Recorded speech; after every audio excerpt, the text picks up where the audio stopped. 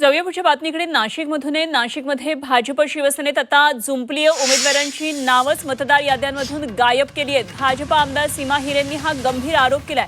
भाजपकडून शिवसेनेवर गंभीर आरोप होतोय. सत्ताधारी पक्षाचे नेतेच महापालिका निवडणुकीत आमने सामने आल्याचं हे चित्र नाशिकमध्ये पाहायला मिळतंय. नाशिक पश्चिमच्या भाजप आमदार सीमा हिरे यांनी शिवसेना शिंदे गटावर अप्रत्यक्षपणे जोरदार टीका केली. आपल्यासमोर ताकदवान उमेदवार उभे राहू नयेत म्हणून आमच्या उमेदवारांची नावच मतदार याद्यांमधून गायब केली होती, असा गंभीर आरोप हिरे यांनी शिंदे गटाचे नाशिक संपर्क प्रमुख विलास शिंदे यांच्यावर केला.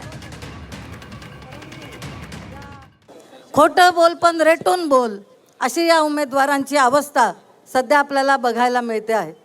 खरं तर आपल्यासमोर कोणी उभं राहू नये म्हणून त्यांनी मतदार यादीतून नाव गायब करण्याचा प्रयत्न केला, परंतु तो सुद्धा त्याचा लढा प्रवीणचा हा यशस्वी झाला. अगदी कलेक्टरांपर्यंत पोहोचून ते अर्ज घेऊन ते भरून ते नाव शेवटी त्यांना ते मतदार यादीत आलं.